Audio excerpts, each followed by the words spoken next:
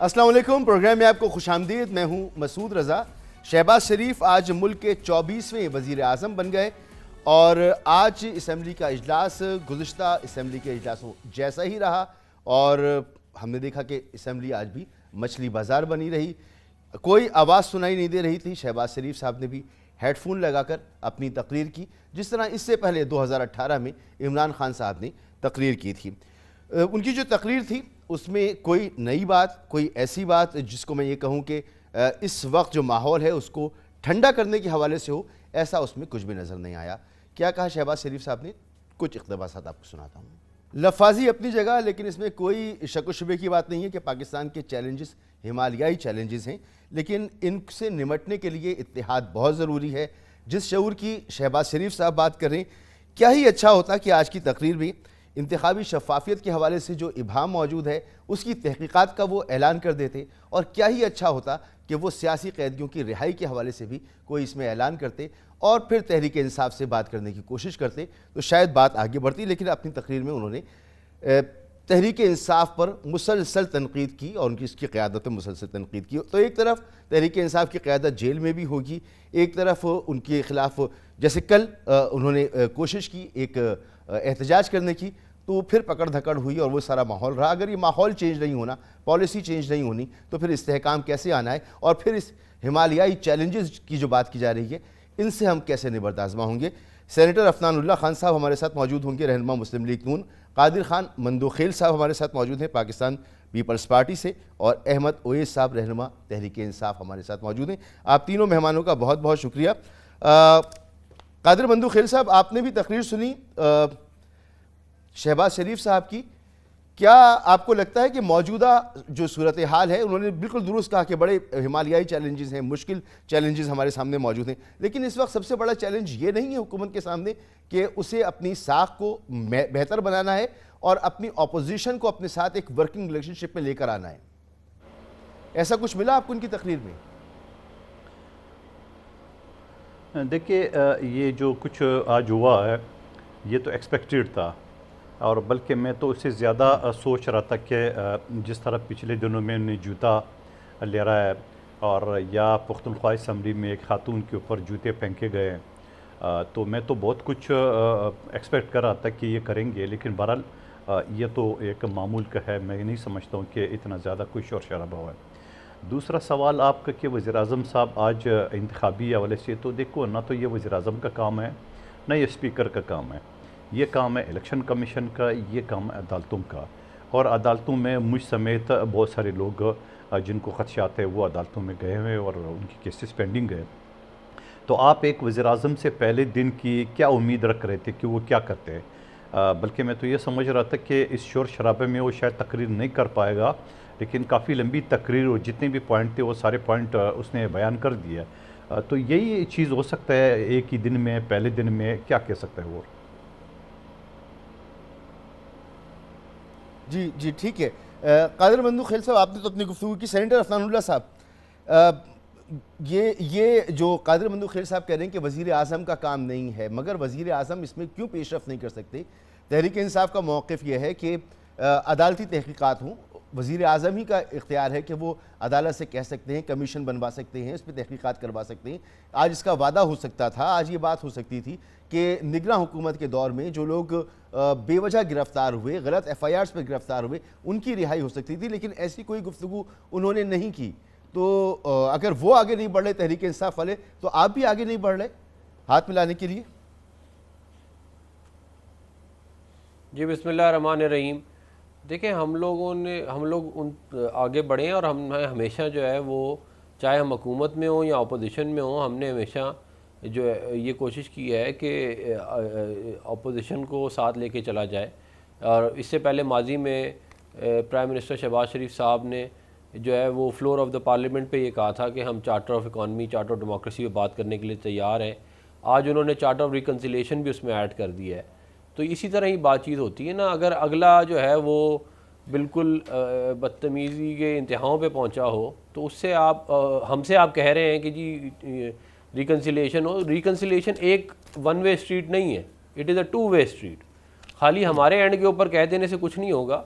हम तो बहुत दफ़ा कह चुके हैं कि जी चार्टर ऑफ रिकॉन्सिलिएशन होना चाहिए, चार्टर ऑफ डेमोक्रेसी होना चाहिए, लेकिन अगले अगर इंटरेस्टेड ही नहीं है, वो सिर्फ उनका वन पॉइंट एजेंडा है कि किस तरह इक़्तिदार पे कब्ज़ा किया जाए, तो वो उसके अलावा वो किसी बात में इंटरेस्टेड है ही नहीं, तो फिर जो है उसके ऊपर हम क्या कर सकते हैं। सेनेटर साहब देखिए, अब आप हुकूमत में, अब आप हुकूमत में, मैं अर्जी करना चाह रहा हूँ, अब आप हुकूमत में हैं, अब आप रिसीविंग एंड पर हैं, अब आपको पार्लियामान को भी चलाना है, आपको हुकूमत को भी चलाना है, और ये कह देना कि मिसाक़ मुफ़ाहमत कर लें, इससे बेहतर ना होता कि बाकायदा जो उनकी तजावीज़ हैं या उनकी डिमांड्स हैं उनको सुन लिया जाता है या उस पर कोई बात कर दी जाती, और आज के दिन कम अज़ कम अपनी अपोजिशन पर वो भरपूर तनकीद ना की जाती जो शहबाज शरीफ साहब ने की। नहीं देखिए, भरपूर तनकीद जो है वो कंस्ट्रक्टिव क्रिटिसिज्म किया है, उन्होंने कोई ऐसी कोई बुरी बात नहीं की, और साथ उन्होंने चार्टर ऑफ रिकन्सिलिएशन भी अनाउंस किया है और उन्होंने ये भी कहा है कि 2 साल से कम वाली जो सज़ा के जो लोग हैं उनको भी हम जो है वो कोशिश करेंगे कि वो बाहर आ जाए। ये मतलब पीटीआई के लिए नहीं है, तमाम पाकिस्तान के लोगों के लिए है। तो ये उन्होंने अनाउंस किया, लेकिन मैं फिर दोबारा ये दोहरा देता हूँ, देखेंगे ये जिन्होंने धरने किए, जिन्होंने प्राइम मिनिस्टर हाउस पे हमला किया, जिन्होंने सुप्रीम कोर्ट पे हमला किया, जिन्होंने पीटीवी पे हमला किया, जिन्होंने बार बार मुल्की निज़ाम को गिराने की साजिश की, बैनुल-अक़वामी साजिशें की, फ़ौरन फंडिंग ली, उसके बाद जब उनके ऊपर जो केसेस बने हैं वो बिल्कुल लेजिटिमेट केसेस हैं। वो ये अब अगर उनकी ये ख्वाहिश है कि इमरान खान साहब के ऊपर से करप्शन के केसेस ख़त्म कर दिए जाएँ, तो ये ऐसे ख़त्म तो नहीं हो सकते ना। आपको जो आपने 190 मिलियन पाउंड जो है वो दिया है किसी को, तो वो आपको उसका हिसाब तो देना पड़ेगा। की बात किससे कर रहे हैं? अब इनकी डिमांड, हम मुफाहमत की बात ये कर रहे हैं कि जो रिकन्सिलिएशन चार्टर होगा उसमें पहले माने कि इन्होंने इस मुल्क के साथ किया क्या पिछले 10 साल, और उसके बाद अच्छा, जो है वो सब अपनी अपनी गलतियां माने, तो फिर मामला ये जो कुछ ये करते रहे, ये प्रोजेक्ट इमरान खान पूरा लगा, कैसे धरने दिए, कैसे चाइनीज़ प्रेसिडेंट को नहीं आने दिया, कैसे मुल्क जब हुकूमत मिल गई तो मुल्क के जो जितने हमारे दोस्त ममालिक से सबसे ताल्लुकात ख़राब कर दिए, CPEC को रोक दिया, और इस मतलब मुल्क के अंदर हिजान की कैफियत बर्पा कर दी, और फिर 9 मई हुआ। ये सारा कुछ है, आप कह रहे हैं कि इनको माफ करके दोबारा से लंदन प्लान का वो जिक्र करते हैं, आप इसका जिक्र करते हैं, तो फिर वो आप लोग माने, ये वो लोग माने, तो ऐसे तो नहीं होता ना सर। अगर बात करनी होती है तो फिर बात करने वाला रवैया और लहजा भी इख्तियार करना होता है। नहीं, हमारा बिल्कुल रवैया ऐसा था। हम जब अपोजिशन में थे हमने ऑफर की, जब हम हुकूमत में आए 16 महीने वाली तब हमने ऑफर की, फिर हमने अपोजिशन में ऑफर की इनको, फिर अब हम दोबारा इनको ऑफर की, और उसके अलावा हम क्या करें? ये नहीं हो सकता कि जी आप कहें कि जी जो मैं कहूँगा वो होगा, ऐसा कुछ नहीं होगा। ये 24-25 करोड़ लोगों का मुल्क है, इस मुल्क के अंदर इदारे मौजूद हैं, इस मुल्क के अंदर हुकूमतें मौजूद हैं। आपने जो भी आपको अगर कोई रिलीफ चाहिए आपको अदालतों में जाना पड़ेगा, और अदालतों ने आपको बड़ी रिलीफ दी है। इतनी रिलीफ जितनी पीटीआई को अदालतों ने दी है पाकिस्तान की तारीख में किसी और पॉलिटिकल पार्टी को नहीं दी। कोई पॉलिटिकल पार्टी करीब भी नहीं आती। एक तरफ मुफाहमत की बात कर रहे हैं, आप एक तरफ मुफाहमत की बात कर रहे हैं, दूसरी तरफ आप ये गुफ्तगू फरमा रहे हैं। जनाब ओवैस अहमद साहब, अहमद ओवैस साहब, आपने आज की तकरीरें भी सुनी, वो जूता लहरा रहे हैं। जी कर दीजिए। वो जूता लहरा रहे हैं हमारे पे, वो सोबिया साहिबा के साथ जो उन्होंने जो उनको बातें बोली हैं वो टीवी पे बोलने वाली नहीं है। तो उसके बाद आप हमसे ये कह रहे हैं कि हम उनको जो है वो, इस तरह तो नहीं होती ना मुफाहमत, दोनों तरफ से होगा ना मामला। ठीक है, बहरहाल मुफाहमत की ज़रूरत आपको है, पाकिस्तान को है, हुकूमत को है, पार्लियामेंट को है। अहमद ओवैस साहब, अब ये सूरत हाल है कि आप तो एक पोजीशन लिए हुए हैं, आप इस हुकूमत को फाशिस्ट करार दे रहे हैं, आप इसको नाजायज़ करार दे रहे हैं, दूसरी तरफ से वो कह रहे हैं कि जी आपने जो कुछ किया है पहले उसको कबूल कीजिए और मुफाहमत कीजिए। तो आप लोग इस दबाव में के माहौल में मुफाहमत करने पर मजबूर हो जाएंगे? बिस्मिल्लाहिर्रहमानिर्रहीम। देखिए, जो कुछ वहाँ पे हो रहा है और जैसा ये एक्सपेक्ट कर रहे हैं, सवाल ये है कि अगर शहबाज शरीफ साहब ज़रा से भी मॉरल करज उनके अंदर होती तो वो 2 बातें करते। एक, वो कहते हैं कि 9 मई के वाक़े की जुडिशल इंक्वायरी कराएंगे। हमने कभी नहीं कहा कि जो लोग वहाँ कसूरवार हैं उनको सज़ा ना दी जाए, लेकिन हमने ये कहा है कि बेकसूर लोगों को पकड़ा गया है, आप इंक्वायरी तो कराएं वहाँ की, और एक जुडिशल इंक्वायरी हो। सबसे पहला काम इनको चाहिए था लेकिन क्योंकि ये ऑर्केस्ट्रेटेड प्लान जो है ये शहबाज शरीफ का अपना बनाया हुआ था, जिसमें फ़ौज को मुलविस करके भी इन्होंने फंसाया, इसलिए ये कभी ये बात नहीं करेगा। दूसरी बात, इन्होंने आपको अगर पीछे चले जाए 1977 में, जब भुट्टो साहब के ज़माने में इंतखाबी रिगिंग के ऊपर ख़िलाफ़ बड़ी कैंपेन चली थी और एजिटेशन हुए थे, तो भुट्टो साहब ने बाकायदा कमीशन अपॉइंट किया था, कमीशन बनाया गया था और एक्सपेडाइट किया गया था कि वो जो इनके रिगिंग के केसेस जो हैं कोर्ट में जो आए हैं उनको सब काम छोड़ के डे टू डे बेसिस के ऊपर उनको फ़ौरन फैसला किया जाए। तो इनको ये भी चाहिए था ठीक है कि ये ऐसी सजेशन भी वहाँ पे देते, लेकिन सवाल ये है कि उन्होंने ऑन दी कॉन्ट्ररी क्या बात की कि देखो जी, वो जिस वक्त वो कोविड का ज़माना था तो स्पीच करने के लिए इमरान खान ने स्पीच की और मैं स्पीच करने आया तो वो चले गए और इनको ख्याल नहीं रहा था कोविड का ज़माना है। भाई कोविड के ज़माने में इमरान खान को तो इतना ख्याल था कि उन्होंने जितने पाकिस्तान में नीचे तबके के लोग थे उनको बाकायदा पैसे बांटे, क्योंकि उस सारा मुल्क जो स्टैंड हुआ था। बहुत सी बातें और की उनको शहबाज देखा- शरीफ साहब ने भी और उमर अय्यूब साहब ने भी। सर ये मामला आगे कैसे बढ़ेगा अगर एक बात मैं आपके बता मुल्क में इफ़हाम बात व तफ़हीम- सुने। जी, दूसरी बात ये कहते फरमाएं। दूसरी बात ये है कि देखिए, ये इनकी कैफियत तो ये है कि एक पीसफुल घर में डाका मारा है। जिस तरीके से ये रिगिंग हुई है उस तरीके से उसके बाद कहें कि ये शोर ना मचाए। जिस आदमी के साथ जुल्म होगा, ज़्यादती होगी, उसके लिए कोई एथिक्स नहीं होते। ये एथिक्स जो हैं ये तमाम के तमाम एक उस वक़्त होते हैं जब पीसफुल माहौल होते हैं। जिसके साथ डाका मारा जाए, जिसके घर में जो मजलूम हो, जो वावेला कर रहा हो, उसके लिए कोई एथिक्स नहीं होते। इनको इन बातों का ख्याल तो इनको ये अब हुकूमत इन्होंने बना ली, गलत बना ली। ये इन बातों का ख्याल करें और ज़्यादा अपनी मैग्नेनिमिटी दिखाएं, आगे चलें और हालात को सुधारने के लिए कोई स्टेप लेने की कोशिश करें। लेकिन ये वो नहीं ये कर सकते क्योंकि इनके पीछे स्ट्रिंग पुल करने वाले भी कोई और बैठे हुए हैं। उन्होंने जितना इनको कहा है उन्होंने उतनी बात कर दी। अब आपने ये बड़ा अनफॉर्चुनेट है अहमद जो रजा साहब, जैसा पाकिस्तान के आपने साथ हो रहा फरमाया, है। आपने जैसा फरमाया कि ये ऐसा नहीं करेंगे, आप चाहते हैं कि ऐसा हो, तो कादिर मंदू खेल साहब, ये तो दो एक्सट्रीम पोजीशंस हैं जिनको मैं मुसलसल महसूस कर रहा हूँ इलेक्शन से लेकर इलेक्शन के बाद और आज तक। और आज के दिन मुझे बड़ी तवक्को थी कि पहली स्पीच होगी तो शायद इसमें ऐसी बातें हों जिससे कि मामला थोड़ा सा आसानी की तरफ जाए, लेकिन ऐसा नज़र नहीं आ रहा। तो ये आपको ये पार्लियामेंट फिर कैसे चलती हुई नज़र आ रही है? आप कई मरतबा पार्लियामेंट के मेंबर रहे, आपको कैसे ये पार्लियामेंट चलती हुई नज़र आ रही है? देखिए, पार्लियामेंट तो चलेगी, लेकिन इस तरह तो नहीं चलेगी जैसे 2 दिन से हम देख रहे हैं। और एक पढ़े लिखे लोग सुप्रीम कोर्ट के वकील और वो जूता हाथ में लेके लहरा रहा हो। और दूसरी बात ये कि पुख्तनख्वा असम्बली में जहाँ मैक्सिमम पुख्तून बरदरी है, तो वो जो लोग जूता पहन कर रहती है ख़वातीन के ऊपर, तो हमारा कल्चर जो पुख्तूनों का, मैं भी पुख्तून हूँ, तो हमारा कल्चर ख़वातीन का इज़्ज़त और वो तहज़ीब कहाँ चला गया कि आप खातून के ऊपर जूते बरसा रहे हो?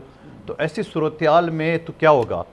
ऐसी सूरत-ए-हाल में फिर ये असम्बली का इजलास होगा 6-6 महीने बाद, ठीक है, जब कोई बिल पास करना हो। लेकिन पीटीआई के लिए मौका है। जब पिछला जो पीडीएम की हुकूमत थी उस वक्त भी मैंने मुख्तलिफ पीटीआई के दोस्त जो मेरे साथ थे, मैंने उनका कहा कि आप असम्बली में आया करें, क्योंकि असम्बली में जो मेजॉरिटी थी 2-4 सीटों की थी, तो वो हर वक्त कोरम पूरा नहीं होता था, मगर वो नहीं आते थे, उन्हें करती। आज वो बड़ी अक्सरियत में है। तो मैं समझ रहा हूँ कि यह मुसलसल अगर असम्बली में है तो हमारे वज़ीर और हमारे मेम्बरान भी चाकू चौबंद रहेंगे, क्योंकि इसमें ज़्यादा फ़र्क तो नहीं है, मगर इस वक्त तो है, लेकिन इत्यादी है, वो भी नाराज़ हो सकते हैं वगैरह वगैरह। लेकिन ये कि उनको जो कुछ मनवाना हो असम्बली है। लेकिन मैं ये समझ रहा हूँ कि जैसे ओएस साहब ने बात की थी कि जुडिशल कमीशन, तो अब ये वकील है, सीनियर वकील है, तो इस वक्त इनकी जो अपीलें है मुझ समेत वो अदालतों में पेंडिंग है। तो आप जुडिशल कमीशन किससे बनाएंगे? कोई जज ही आएगा ना। तो जिस जज के पास आपका अपील पेंडिंग है, मेरा अपील पेंडिंग है, उस पे आपका एतबार नहीं है, आप इंतज़ार नहीं कर सकते, तो वो जुडिशल कमीशन क्या करेगा? जुडिशल कमीशन तो वही करेगा फिर जब घर के अंदर से पेट्रोल बम पंगे जा रहे थे, फिर जब घर के अंदर से जो ना वो जो नामी ग्रामी दहशतगर्द निकल रहे थे, फिर ये तो सारी फिर तो बड़ी लंबी जाएगी मामला। मैं अर्ज ये करना चाह रहा हूँ, जी जी आप दुरुस्त कह रहे हैं, मैं तो सिर्फ ये बात कह रहा हूँ कि आज शहबाज शरीफ साहब की गुफ्तगू में, उनकी तकरीर में मुझे मुफाहमत का लफ्ज़ तो मिला, मिसाक़ मुफाहमत का पैगाम तो मिला, लेकिन मुफाहमत वाली कोई बात नज़र नहीं आई। तो उस पर मैं आपसे सवाल कर रहा था। अब मुझे ज़रा ये भी बता दीजिए कि पार्लियामेंट तो चले 6-6 महीने बाद इजलास हो जाएगा या जैसे भी हो जाएगा, कोई अगर इनको आइनी तरमीम करनी पड़ेगी तो वो शायद ना कर पाएंगे लोग। बहुत सारे इनके मंशूर में दावे हैं कि इनको नैब भी ख़त्म करनी है, बहुत सारे काम करने हैं, तो वो चीज़ें तो मुमकिन होती नज़र नहीं आ रही।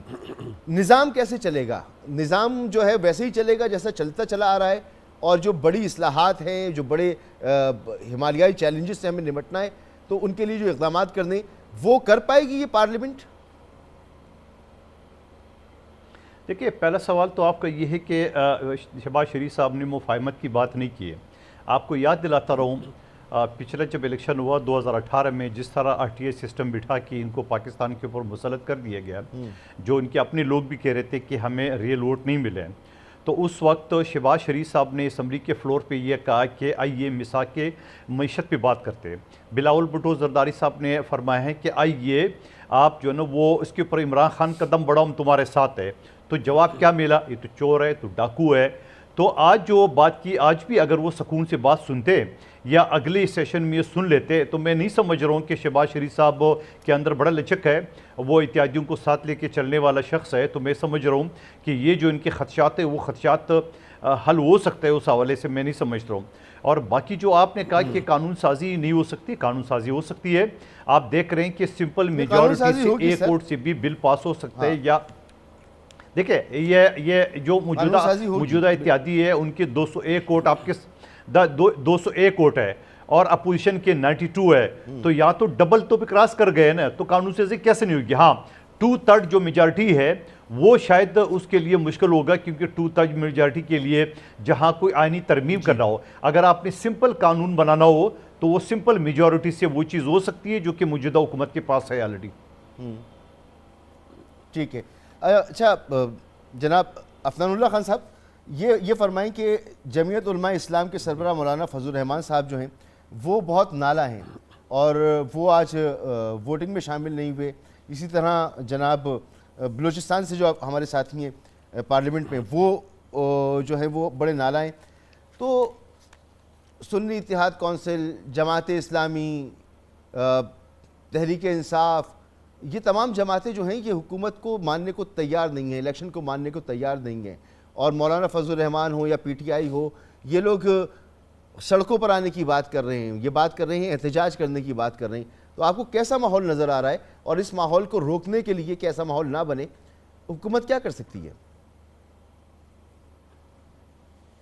देखिए, अगर जो तहफ़्फ़ुज़ात हैं मौलाना फजल रहमान साहब के और दीगर जमातों के, जो कौम परस्त जमातें उनके भी, अगर उनको एड्रेस करना है और मुस्तक़बिल में जो एलिगेशंस लग रही हैं धांधली की वो ना हो, तो वो सिर्फ उसका एक ही तरीका है, और वो तरीका ये है कि हम लेजिस्लेशन ऐसी लेके आएँ जिसके अंदर कोई नए आइडियाज़ हों, जिसके बजाय जो मामलात इस दफ़ा हुए ROs का, जो दीगर इल्ज़ामात लगाए गए, उसको डील किया जा सके। अगर फ़र्ज़ करें, हाइपोथेटिकली स्पीकिंग, अगर फ़र्ज़ करें 6 महीने बाद इलेक्शन हो और इसी तरह इसी मामलात के तहत इलेक्शन हो जैसे पहला हुआ, तो रिज़ल्ट फिर वही आएगा या अलॉन्ग दोज लाइंस आएगा।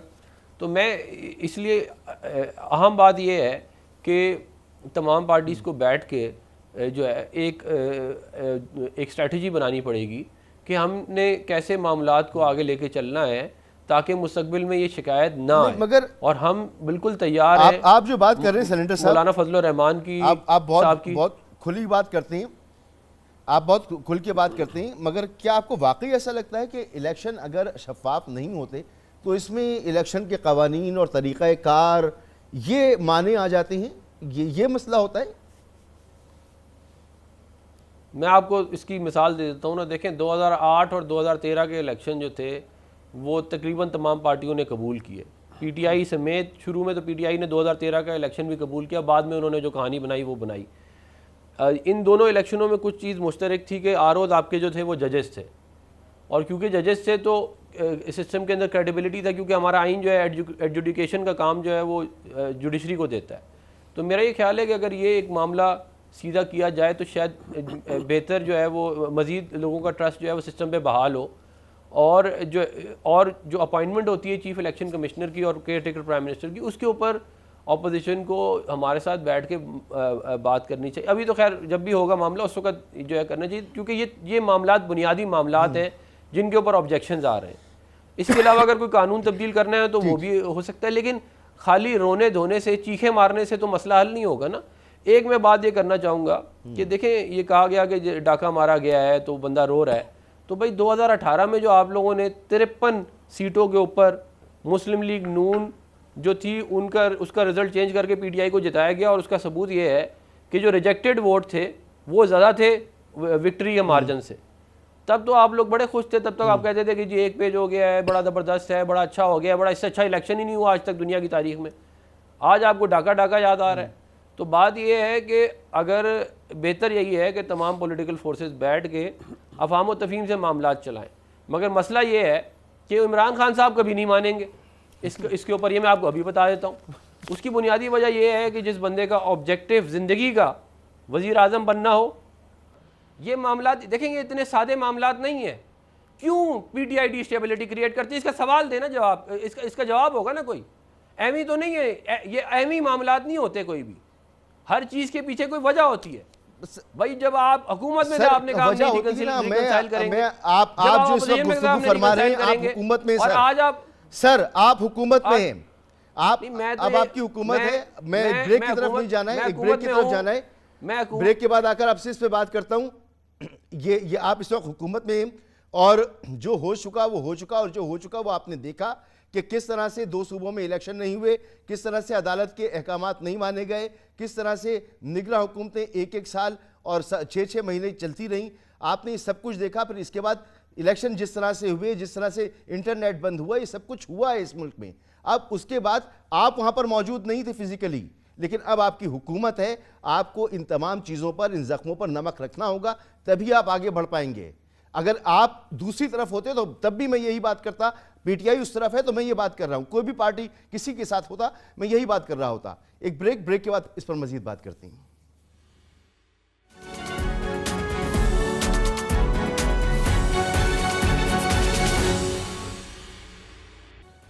Welcome back. भले से शहबाज शरीफ साहब की तकरीर आज ऑपोजिशन के लिए हौसला अफजा ना रही हो, लेकिन उन्होंने बहुत सी अहम बातें भी की हैं। उन्होंने कहा कि खारजा पॉलिसी के हवाले से किसी ग्रेड गेम का हिस्सा नहीं बनेंगे।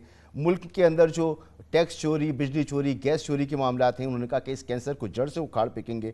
उन्होंने कहा कि सस्ते और फौरी इंसाफ के लिए अदलिया और ऐवान को निज़ाम लाने की तजवीज़ देनी चाहिए, तजवीज़ लेकर आएँ और निज़ाम अदल को आसान बनाएं। और उन्होंने इस अज़म का इजहार किया कि पाकिस्तान की मईशत को हम बेहतर करेंगे और मिल के बेहतर करेंगे। तो अहमद ओवैस साहब, इन तमाम बातों में कोई कॉमन ग्राउंड्स निकल सकते हैं कि आप भी साथ चलें? बहरहाल क्योंकि एहतजाज से ना हुकूमतें जाती हैं, ना वज़ीर आज़म जाते हैं, तो चलना तो पड़ेगा इनके साथ। देखिए सवाल यह है कि चलना नहीं पड़ेगा। यही बात है कि हम एक अरसे से इसी रट में लगे हुए हैं कि हर दफ़ा बीच में से आके एक जो नॉन स्टेज प्लेयर्स हैं वो आके गेम खेलते हैं, और उसके हम एक स्टूजिस बन के कठपुतली की तरह, और इनको हमें इस्तेमाल किया जाता है। और करप्ट टोला जो है वो इस्तेमाल में सबसे ज़्यादा आगे आसानी से लगता है उनके, और उसके बाद फिर हम एक बुरी रट के अंदर लग जाते हैं। अभी देखिए जो अभी शहबाज शरीफ के साहब की आपने 3000 बातें गिनाई कि उन्होंने फॉरेन पॉलिसी के मुतालिक ये कहा कि हम किसी का हिस्सा नहीं बनेंगे। उन्होंने कहा कि जब हम इकॉनमी को अच्छा करेंगे, हम फलां चीज़ बेहतर करेंगे।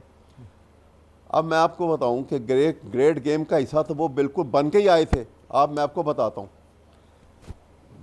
जब यूनिपोलर वर्ल्ड से जब एक बाईपोलर वर्ल्ड बनने लगी, तो उस वक्त ये जो साइफर का सारा बेस था, जिसके ऊपर ISPR ने भी कहा कि नहीं जी ये कॉन्स्पिरेसी नहीं है लेकिन इंटरफेरेंस है। आपको याद होगा ये बड़ी नहीं, ये यूनिपोलर और बायपोलर का कहाँ क्वेश्चन ये है सर, समझ नहीं आया मुझे। नहीं, मैं एक यानी एक मिनट आपको बता ये रहा क्या हूँ। कहानी है? मैं जी मैं कहानी तो उस कहानी की वो लंबी है, मैं उस तरफ जाता नहीं हूँ। मैं आपको ये बताता हूँ कि नहीं, उसको छोड़ ये दें, यूनिपोलर जब- और उसको छोड़ दें, वो समझ में आएगी भी नहीं, आगे बढ़ें। जी मैं छोड़ दिया, मैं उसकी छोड़ देता हूँ, मैं बात नहीं हाँ, कर रहा। छोड़ दें। लेकिन मैं ये कह रहा हूँ हाँ। कि पाकिस्तान के एडवर्सरीज चाहते थे कि पाकिस्तान की इकॉनमी तबाह हो, कि ये एक स्ट्रॉन्ग न्यूक्लियर आर्म फोर्सेस का बोझ ना उठा सके। वो तबाही इनके हाथों से 16 महीने में हुई। उसके बाद 9 मई के वाक़े में वो नफ़रत पाकिस्तान के अवाम में और आर्म फोर्सेस के दरमियान पैदा करवाई गई, वो इनके हाथों हुई। और ये बात गलत साबित ऐसे कर दी कि पाकिस्तान के अवाम ने कैसे वोट हुई? के अंदर आकर इमरान खान को जिस तरह से वोट दिया, साबित कर दिया कि सारा ऑर्केस्ट्रेटेड प्लान था। ये कोई डिज़ायर्ड प्लान नहीं था या किसी की नीयत ऐसी नहीं थी। मैं ये इसलिए कह रहा हूँ कि ये इनकी जब तक जुडिशल इंक्वायरी नहीं होंगी, जब तक ये मामला क्लियर नहीं होंगे, ये मुनाफिकत के साथ 100 हाँ हाथ बिल्कुल फैला के ठीक आगे सर। बात करेंगे। ओए सब मात- मैं आपसे मसला भी हल अर्ज नहीं होगा। करूंगा कि जैसा मैंने अफनानुल्लाह भाई से कहा, वैसे आपसे भी कहूंगा कि एक दूसरे को खुदारा इस हद तक ना जाएं कि गद्दार करार दे दें, मुल्क दुश्मन करार दे दें। इस हद तक अगर जाएंगे हम वो भी गद्दार मुल्क नहीं वतन कह रहे, है, आप मैं भी मुल्क गद्दारी बात- वतन है, इख्तिलाफात हैं। सर आप मैं- कह रहे हैं मैं- मुल्क की मैं मईशत गद्दारी को की तबाह बात कर नहीं- दिया, ये किसी बैनुल साजिश का हिस्सा बन हुई गए है ना। तो सर मैं ये नहीं कह रहा, मैं ये देखें, मैं दोबारा क्लियर कर दूं, मैं ये नहीं कह रहा कि ये किसी के कहने पर उन्होंने किया। मैं कह रहा हूँ ये हमारे एडवर्सरीज की ये डिज़ायर थी जो इनके इस 2 एक्ट्स के हाथों पूरी हो गई। इन्होंने अपने तौर पे किया, लेकिन डिज़ायर उनकी पूरी हुई। सर उनके तो नुकसान डिजायर्स पाकिस्तान वो को भी हो थी गया। जो 9 मई को मैं हुआ। ये बात कर रहा हूं। आप उसका इल्जाम उन पे लगा रहे, वो कहाँ से बीच में आ गए इसमें? बिल्कुल भाई, लगा रहा हूं। लोग आपके बंदे आपके 9 वहां पर जाकर मई का- इमरान खान 9 साहब के भांजे जो हैं वो पतलून लहरा रहे हैं वहां पर, तो लोग आपके थे वहां पर सारे। ये जो पकड़ा ये गया कहाँ से आ ना, गया देखे भांजा लग रहा था, पकड़ा गया। लेकिन सवाल यह है कि एक वो अकेला भांजा तो नहीं था ना। देखिए वहां पे, इसीलिए हम वो जुडिशल सबको लेके इंक्वायरी गए कह रहे हैं, क्यों नहीं करवाते हैं।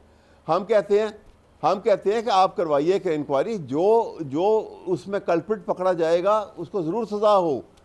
लेकिन वो इल्ज़ाम ना लगाएं कि कोई हमने प्लान करके गद्दारी की है पाकिस्तान के साथ, ये मत कहा जाए। और ये साबित कर दिया इस इलेक्शन के वोट देने के पाकिस्तान के अवाम ने कि ये झूठा इल्ज़ाम था इमरान खान के ऊपर, PTI के ऊपर और उसकी लीडरशिप के ऊपर।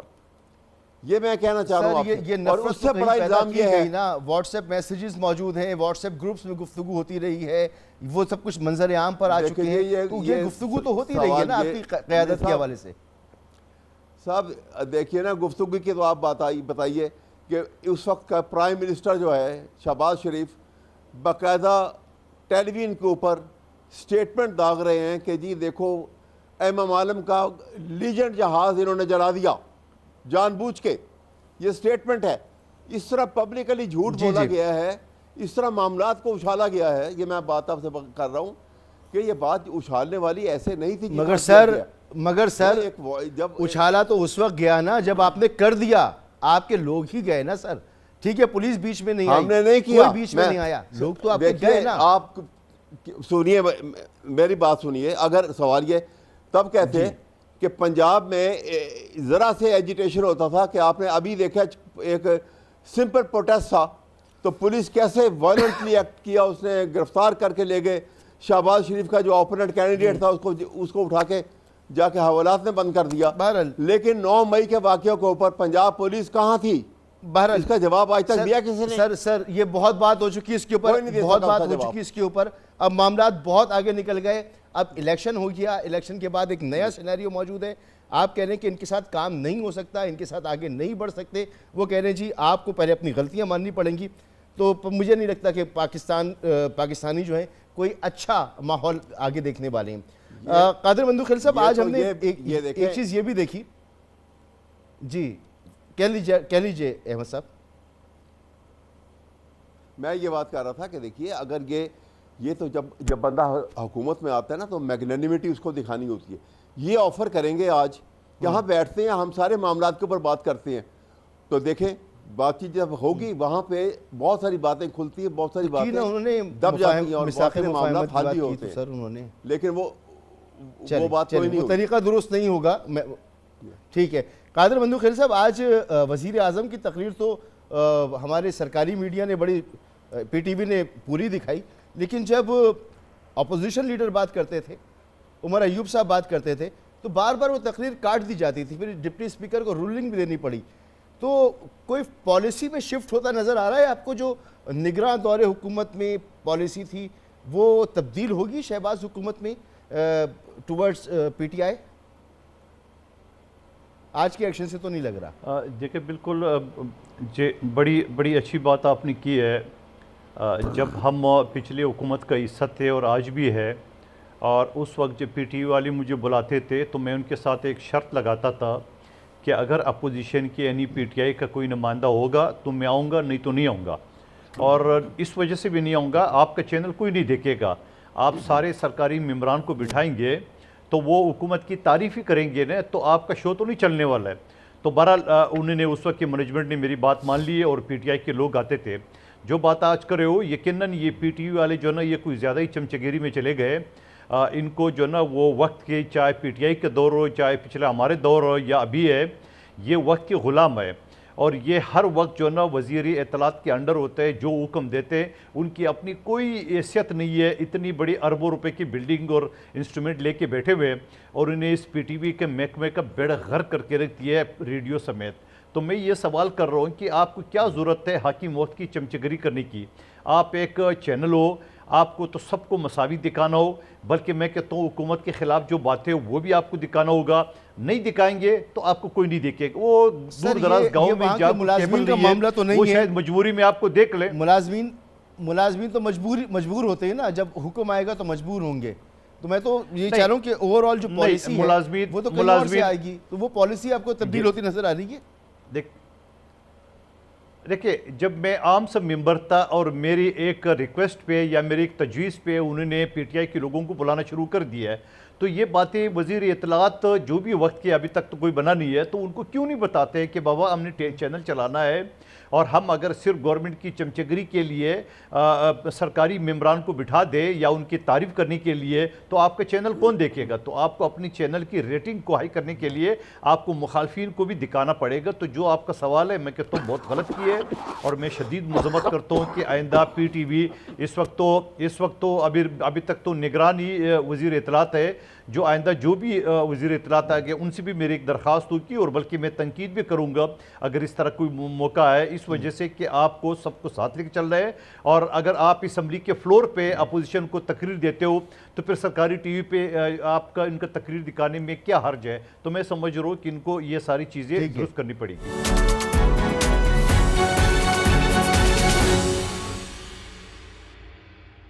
जनाब अफनानुल्लाह खान साहब, आप फरमाइएगा कि आज जो ये आपने भी ऑब्ज़र्व किया होगा, वही सवाल आपसे कि आपके हुकूमत आने के बाद शहबाज शरीफ साहब जब वज़ीर आज़म का हलफ भी उठा लेंगे और काबीना आ जाएगी, तो जो गुज़िश्ता पॉलिसी थी निगरान हुकूमत के ज़माने में टूवर्ड्स पीटीआई, उसमें कोई शिफ्ट आएगा, कोई नरमी आएगी, या उसी तरह से मामला आगे बढ़ेंगे? और ये पीटीवी वाला मामला जो आज हुआ, ये आपके दौरे हुकूमत में ऐसा नहीं होगा, अपोजिशन को दिखाया जाएगा, सुनाया जाएगा?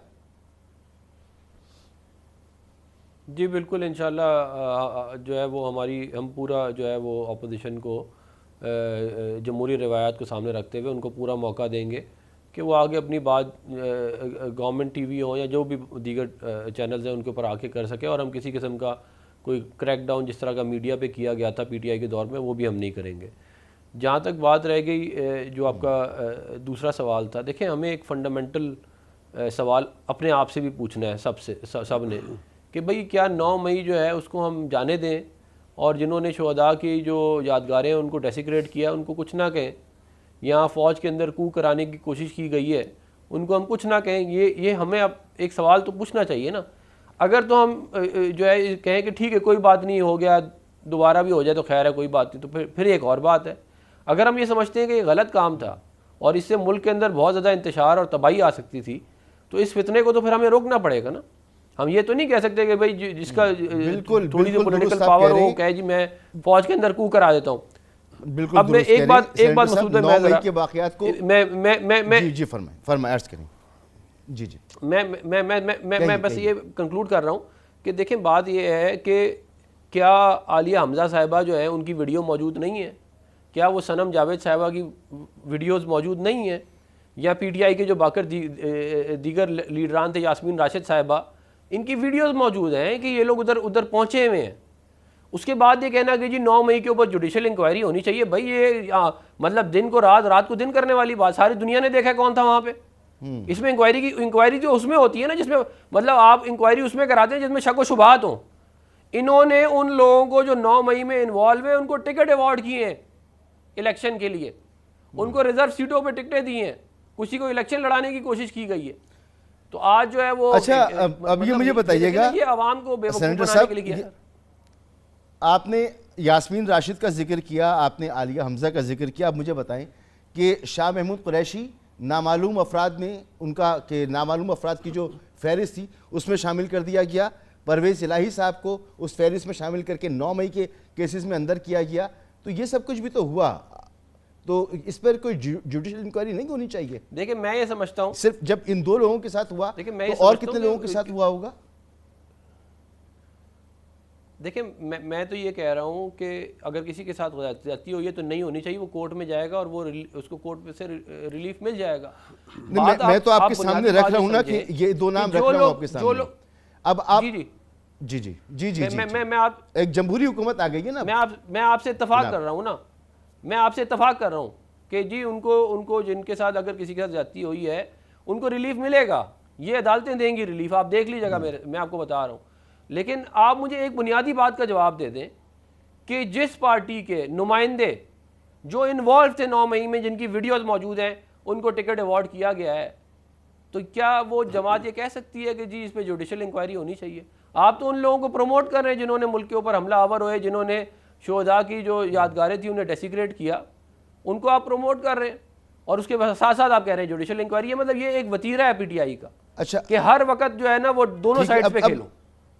अपनी मालूमात के लिए आपसे जानना चाह रहा हूं कि जिन लोगों को टिकट दिया और वो 9 मई के वाक़यात में मुलव्विस थे, क्या उनके कागजात नामजदगी जो है वो मुस्तरद नहीं हुए? उन्होंने इलेक्शन भी लड़ा? नहीं, यास्मीन राशिद साहिबा का जो है एक्सेप्ट हुआ, ये आलिया हमजा साहिबा का एक्सेप्ट हुआ, सनम जावेद साहिबा जो है मेरा ख्याल है उन्होंने खुद ही अपने कागजात वापस ले लिए, उनके पेपर एक्सेप्ट हो गए थे। तो इसका मतलब क्या हुआ? इसका मतलब क्या हुआ? बहुत सारे लोग हैं। आप तो कानून की बात करते हैं ना, मतलब ये हुआ कि जब तक आप कन्विक्ट नहीं है ना, जब तक आप कन्विक्टेड नहीं है तब तक आप इलेक्शन लड़ सकते। आपकी कन्विक्शन होनी चाहिए ना जी। तो क्या गलत है? कन्विक्शन तो इन लोगों की नहीं हुई अभी तक। तो मैं ये कह रहा हूं कि गलत क्या है इसमें? नहीं, तो गलत तो ये है कि आप मुझे गलत ये है मसूद भाई कि आपने नहीं देखा कि ये लोग इन्वॉल्व थे 9 मई के अंदर। मैं यही कह रहा हूं ना, आप बुनियादी सवाल का जवाब दे सर। आप ये कहते हैं कि 9 मई अच्छा हुआ, आइंदा भी होना चाहिए। अभी थोड़ी देर पहले मैंने अपने तासुर को बयान किया, आपने कहा जी ऐसा नहीं, कानून फैसला करेगा। अभी आप कह रहे हैं कि मैं अपना तासुर बयान करूं और कानून को ना मानूं। नहीं, मैं ये बिल्कुल नहीं कह रहा। मैं इस वक्त कानून को ना मानूं और अपना तासुर कायम करूं। जो बात मैं कह रहा हूं गलत है कि नहीं है? नहीं, मैं ये कह रहा हूं कि क्या मैंने जो बात की है कि ये लोग इन्वॉल्व है, ये गलत बात है कि नहीं? आप मुझे इसका चले जवाब दे दें। ये गलत मैं कह रहा हूं कि इनकी वीडियोस हैं सर, ये हैं कि नहीं है? मैं तो आप ही की बात दोहरा रहा हूं। एनी डाउट इनके एविडेंस मौजूद है तो सर सजा होने देना। बात यही है कि हम इस इंतहाओं को चले जाते हैं। वो आपको मुल्क दुश्मन कह रहे हैं, आप उनको मुल्क दुश्मन कह रहे हैं। सर, हमारी पार्लियामेंट जो है, हमारी पार्लियामेंट कर्ज के पैसे पे चल रही है, वजीर आजम साहब कह रहे हैं, और उसमें ये सब कुछ हो रहा है। अहमद वैस साहब, ये इल्ज़ाम है भाई आपने ऐसे लोगों को टिकट क्यों दिया जिनकी वीडियोस मौजूद हैं, जो उस मॉब के अंदर मौजूद थे जिसने 9 मई को वो काबिल मजम्मत वाक़या किया। देखिए, मैं आपको बताऊं कि डॉक्टर यास्मीन राशिद की बात करते हैं, उसकी रिकॉर्डिंग मौजूद है कि वहाँ पे खड़े होकर प्रोटेस्ट में वो कह रही हैं आगे मत बढ़ो, कोई आगे नहीं जाएगा, यहाँ खड़े होकर प्रोटेस्ट करना है। जो फॉरेन रिपोर्ट्स हैं, वॉइस ऑफ अमेरिका की, BBC की, यही वो वीडियोस जो यहाँ भी अवेलेबल हैं, उनके अंदर भी उसकी बाकायदा तौर के ऊपर वन कैन डिस्टिंग्विश कि ये यास्मीन राशिद क्या बोल रही हैं वहाँ पर। तो उन्होंने तो कहीं भी, अब आप देखिए जो IG पुलिस ने जो टाइम लाइन दी थी सारी, उसमें उन्होंने बताया कि यहाँ से चला टाइम इतने वक्त पर फलां जगह पहुँचा, और 5:30 बजे 5:35 पर जुलूस जो था वो कोर कमांडर हाउस के बाहर पहुँचा, और जो वीडियो मौजूद हैं आज भी आप देख सकते हैं कि कोर कमांडर के हाउस के अंदर जब तोड़ फोड़ हो रही थी तो वहाँ अंदर लगी हुई बड़ा क्लॉक जो था वो टाइम 5:05 बता रहा था। वो लोग कौन थे? इसलिए हम कहते हैं इंक्वायरी कराएं। ये बातें तो अदालत में भी प्रूफ हो सकती हैं सर। मुझे नहीं पता कि पीटीआई वाले रोते रहेंगे, हुकूमत वाले रोते रहेंगे या नहीं रोएंगे। इन सब को हुकूमतें मिल चुकी हैं। पीटीआई को खैबर पख्तूनख्वा में मिल चुकी है, पीपल्स पार्टी को सिंध में और बलूचिस्तान में मिल चुकी है, पीएमएल नून इसका हिस्सा है, मरकज़ में पीएमएल एन और बाकी जमातें हुकूमत का हिस्सा हैं, एमकेएम भी उसका हिस्सा है। तो सबको कुछ ना कुछ तो मिल चुका है। लेकिन इस लड़ाई का नतीजा अगर ये जारी रही, इसी तरह से जारी रही, तो फिर अवाम भुगतेंगे। अवाम का बहुत बुरा हाल है और अवाम के लिए अगर कुछ करना है तो इन सबको बैठना होगा और इफ़ाम व तफ़हीम से मुल्क को आगे बढ़ाना होगा। इजाज़त दीजिए, अल्लाह हाफ़िज़।